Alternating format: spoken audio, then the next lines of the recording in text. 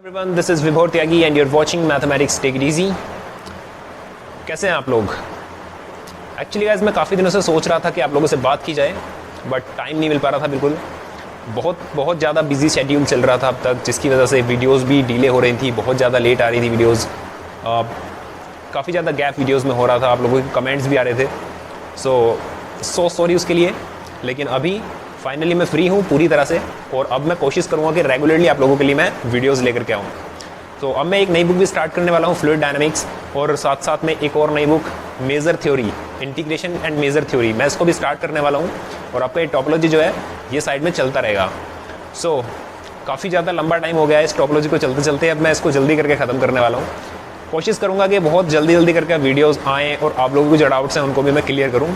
So guys, आपके जो भी डाउट्स हों आप मेरे को बेझिझक इंस्टाग्राम, फेसबुक, व्हाट्सएप, टेलीग्राम, जहाँ पे भी, ईमेल भी आप कर सकते हो, कहीं पे भी आप मेरे को क्वेश्चंस भेजो, इवन कमेंट करो। मैं कमेंट भी आपकी ज़्यादातर मैं कोशिश करता हूँ कि ज़्यादातर कमेंट्स में पढ़ सकूँ, ज़्यादातर कमेंट्स में पढ़ता हूँ, उनको रिप्लाई करता हूँ। अच्छा लगता है जब आप लोग कमेंट करते हो, बात करते हो। So keep in touch and keep supporting, keep watching. Thank you so much, have a nice time.